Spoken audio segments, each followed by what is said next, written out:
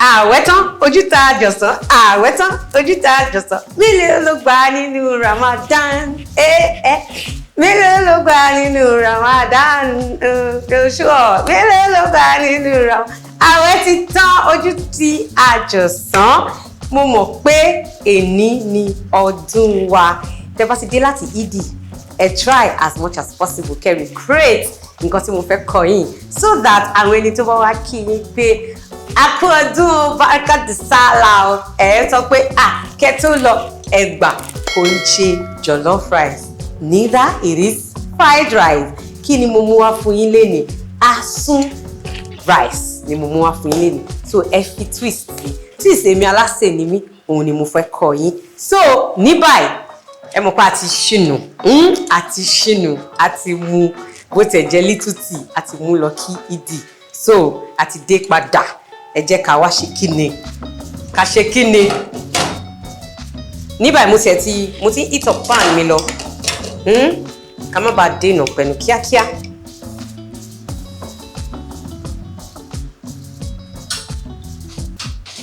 òróró ní ráńpẹ́ Asun rice ni mo sọ fún yín pa fẹ́ sè mélòó ló gbà nínú Ramadan I'm so happy Ramadan ó ti tán oṣù àpọ́nlé Ọlọ́run á jẹ́ kí gbogbo kọ́ta gbà kọ́lọ̀ mú lọ sílé àṣẹ so mo ti fi òróró léná ó ti gbóná díẹ̀ kí ni mo fẹ́ dà sí garlic ginger and onion paste òun lélẹ̀ ẹ kàn lọ mẹ́tẹ̀ẹ̀ta pọ̀ ẹ máa jẹ́ kó sẹ́ngẹ̀mẹ́ngẹ̀ kó ṣe kí ni kó sẹ́ngẹ̀mẹ́ngẹ̀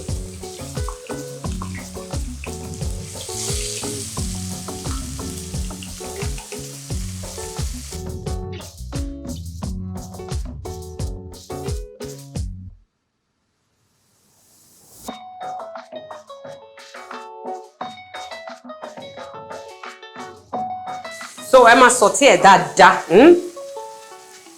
kò ṣe pé torí pé àwa gbààwẹ̀ tán àti jẹ àwọn nourish nínú kíní ẹ jẹ́ ká keep it up eat healthy ohun tẹ́yẹ bá jẹ lẹ́yẹ máa gbé fò bó là ń lọ lénìí ènìyàn ọdún àyàwó ọdún ṣe ti rí báyìí rórí tí mo kọ́ wọlé àwẹ̀ tán ojú tá a jọ̀sán so ní báyìí mo jẹ́ kó sauté dáadáa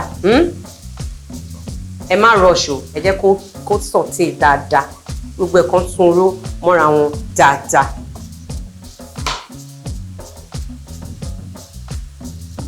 so mo fẹ́ da rice nísìn wash rice ni o ẹlòmíì máa ń sọ pé ṣé mo kọ́kọ́ pa boil rice ni o mo máa ń like kọ́kọ́ ṣan rice tó bá ti ṣan dáadáa kẹ́ wá sí ìbẹ̀lẹ̀ prior to ìgbà tẹ́ kọ́kọ́ fẹ́ bẹ̀rẹ̀ tèmi so ó máa ń jẹ́ kó look very fine and dry well so mo lélẹ̀ ẹ ti rí báyìí a máa wá kò tẹ̀ ẹ máa stir fry ẹ̀ dáadáa ẹ má yẹ kó jóná o.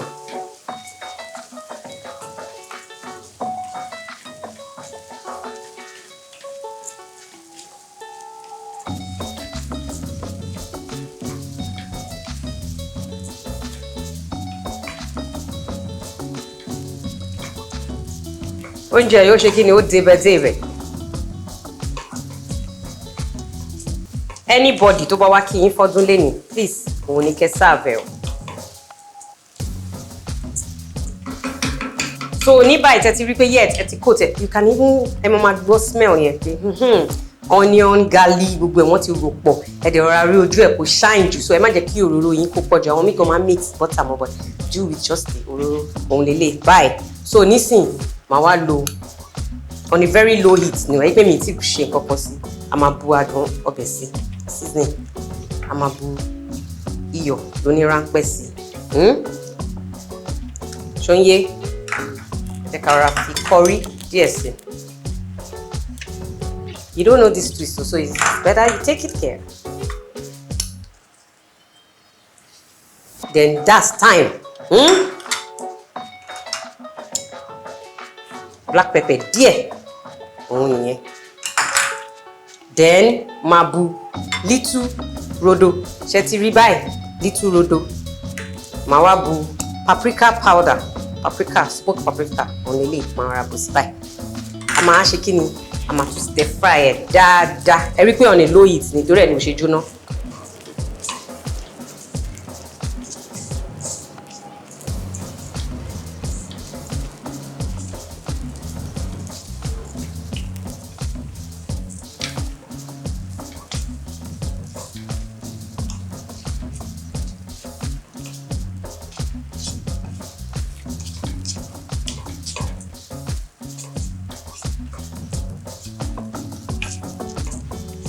So ní báyìí ìgbà tí gbogbo èròjà wa ti wà níbẹ̀ gbogbo nǹkan tí mo dà sí tó ti wà ní ibẹ̀ màá wá gbé ordinary water pọ̀ tó bá ní omi ẹran that you can but omi ẹran ta fẹ́ lò tó bá jẹ́ pé ẹ ní òun ni kó jẹ́ goat meat because Asun rice òun la fẹ́ ṣe so òun lè lè báyìí please ẹ jẹ́ kí rice yín ẹ má jẹ́ kó soggy rárá rice yẹn má jẹ́ kó soggy at all so steamy ló ń ṣe rice kò ń ṣe omi mo ṣe máa ń sọ so please stir it very well kẹ́ wá rọra cover kí yẹn máa ṣe kí ni kí yẹn máa sè lọ on a very very low heat ṣóyé on a very very low heat ká wá move sí we said it is Asun rice so ẹ jẹ́ ká move sí preparation Asun wa sharp so that tí rice bá ń jiná lọ Asun náà gbogbo àbá kọ́wọ́ rìn kíákíá à ní dìlé everybody lénìí tó fẹ́ wá kí wa fọdún at all so ní báyìí ẹ jẹ́ kí n tanná sí gas mi.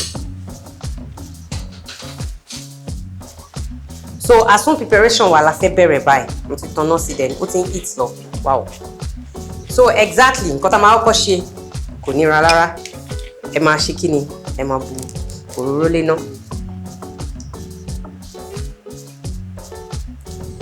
So that mi ní gbà wá lákòókò jù ni mo ṣe bọ goat meat mi mo ti bọ behind camera ṣó ti yé yín mo dẹ̀ ti dice ẹ ti rí bẹ́ẹ̀ ṣe fẹ́ dice ẹ lélẹ̀ ẹ jẹ́ kó ṣe winiwini kó má ṣe gidigba jù ṣó ń yé yín bẹ́ẹ̀ yẹn so ẹ jẹ́ kí òróró wa kó gbóná díẹ̀.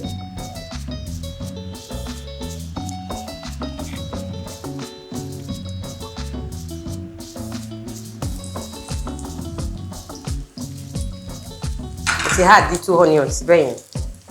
Please saute the onion.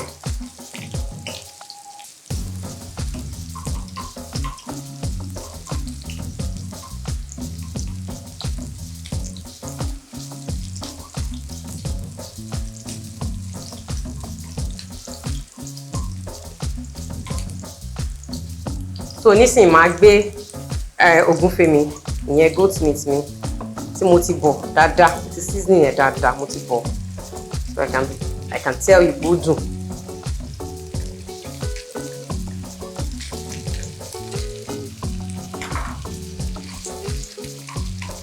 A máa dín ni ẹ má jẹ́ kó lẹ̀ mọ́lẹ̀ o.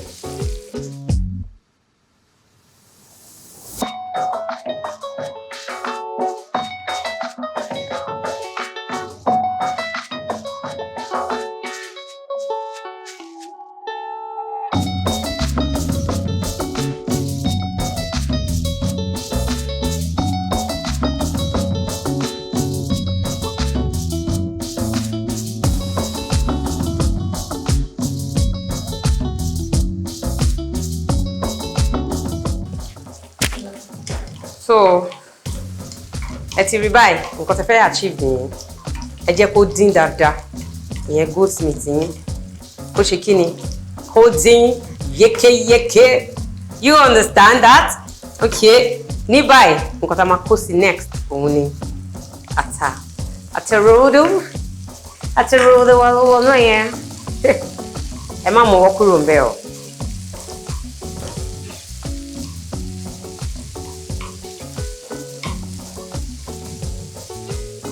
For it to so that I will cook that they are wọnú ara wọn gbogbo seasoning ta fẹ́ máa add sensing so that a máa take ní tẹ́ bá no mẹ́ran ẹ lè top ẹ sí tẹ́ bá ní just add little ordinary water just little ṣe ti rí báyìí so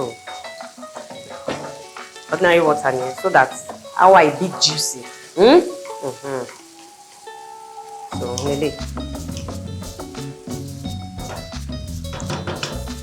so after which àwọn ingredient tá dà sínú rice yẹn ẹ mọ̀ pé díẹ̀díẹ̀ la fi sí eléyìí náà ẹ jẹ́ ká fi sí díẹ̀díẹ̀. So paprika níwọ̀nba. A máa fi ìsebẹ̀ torí a ti bọ ògúnfe yẹn tẹ́lẹ̀, so because èmi mo bọ̀ mo ti understand bí ó ṣe taste, so màá add little salt because salt yẹn ó máa jẹ́ kí ata tá dà sí yẹn kó ṣe kíni kó dùn, then seasoning lélẹ̀ yẹn adùn ọbẹ̀ ní ráńpẹ́ ṣe ti rí báyẹn. Then curry kínkínní kò gbọ́dọ̀ já o, ẹ má jẹ́ kó já. Then black pepper wa, this is optional tẹ́ bá fẹ́, ẹlòmíì ẹ lè lo ata gúngún tẹ́ bá mọ̀ pé ẹ really fẹ́ jẹ́ kó dàpọ̀. Asun ni ẹ mọ̀ pé Asun máa ń ta náà ẹ̀, so that's the idea. Ṣe ti rí nǹkan tí mo fẹ́ jẹ́ kí ó wà juicy so that gbogbo èròjà tá dà sí yẹn á lè cook dáadáa wọnú ara wọn. Àtúnfilẹ̀ báyìí, ẹ̀rọ afilẹ̀ òní minimum heat báyìí kó má bàa jóná. Why that one is doing yẹn jẹ́ kí n sáré yà bàrà wo rice wa. Wow, ẹ wo rice wa ṣe ti rí báyìí. See our rice, have you seen it? Ẹ má yẹ kí rice yín sọ́gí o, ìyẹn pé kó má jí mi o, ẹ jọ̀ọ́. So màá wá da carrot, ṣe mo kí carrot máa ń le, màá wá da fún rice wa báyìí kó máa ṣe kí ni, kó máa rọra máa cook lọ díẹ̀díẹ̀. Màá tó wá rọra bá yín onion díẹ̀ sí. Eléyìí need to add more flavour and taste to it, so I'm a cover. Rice yóò tí rọ̀ tó fún mi fẹ́, though ó ti kò tí jiná tó, so ó sì le díẹ̀ bọ̀ omi tó wà nú ẹ̀ ó máa sì jiná ní tèmi, so a máa rọra fi sílẹ̀ báyìí.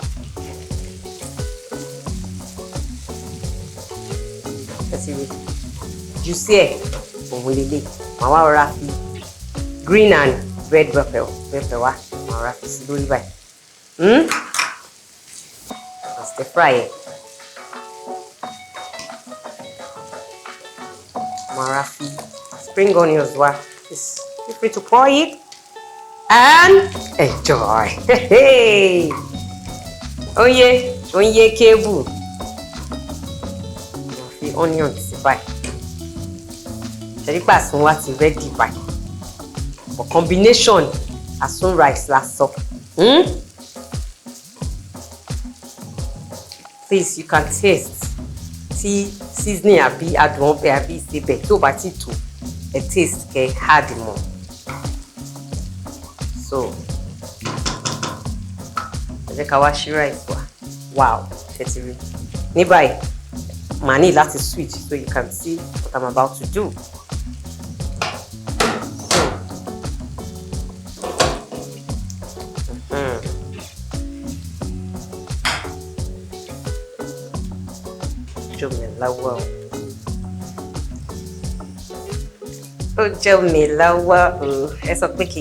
Please share my videos and recreate my recipe. Kẹ́ fún mi ní feedback. So nǹkan tẹ́ fẹ́ achieve lè rí pé rice yẹn kò lọ́pọ̀. Ṣé ti rí báyìí? Rice fún rẹ̀ lásán gan ó ti dùn. So gbogbo nǹkan tá ti dín ìyẹn ògúnfe everything tá ti dín màá wá ṣe kí ni fífi tẹ da gbogbo ẹ̀ sí.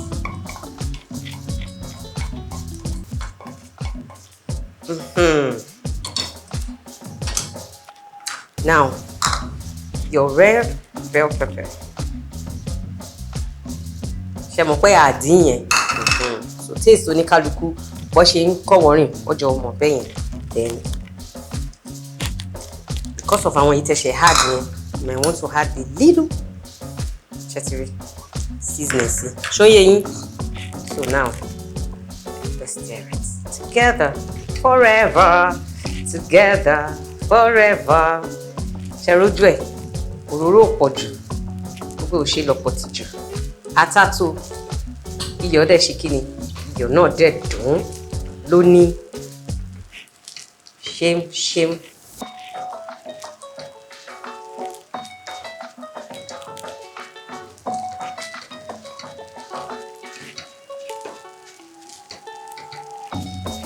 Please endeavor to recreate this recipe. Kẹ́ fi ṣàlejò lénìí. Barika de sala. a ṣe gbàwẹ̀ tán ni ẹ má fún wọn ní jollof rice ẹ má fún wọn ní fried rice please eléyìí ni kẹ́ fún wọn pẹ̀lú juice mo ti kọ́ yín lóríṣiríṣi juice and smoothies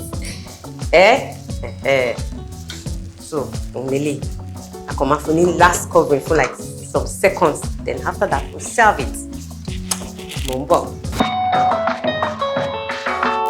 Okay ẹ wojú Asun Rice wa kẹ́ ṣe kíni kẹ́ jíjó ayọ̀ kẹ́ jíjó bárakàdé sálà èdè Hausa a lè ṣínú bó ṣe wù wá báyìí have you seen it so hence ẹ ní láti ṣe kíni láti gé àsun yín kó ṣe wíníwíní kó má jẹ ìwíníwíní jù sódà tẹ́ bá ṣe ń gbé báyìí ti rí ẹ ti gbé nìyẹn mo ti pa náà díẹ̀ báyìí àsun wa dẹ̀ tí ó ti ṣe rẹ́gí ó ti rẹ́dì náà jẹ́ ká serve ẹ̀ let's serve it wow ẹ wò tẹ́ bá ṣe ń kó gbogbo ẹ̀ báyìí ẹ ti rí let's serve it anything tó bá wù ní kẹfì lò ó ìyẹn nípa omi tútù ni àbí kó jẹ́ have you seen it? Wow. A ti gbàwẹ̀. Ọlọ́pàá kò lè mú wa. Àwẹ̀ ti tán. So now, let's see. Isn't this beautiful? Isn't this beautiful?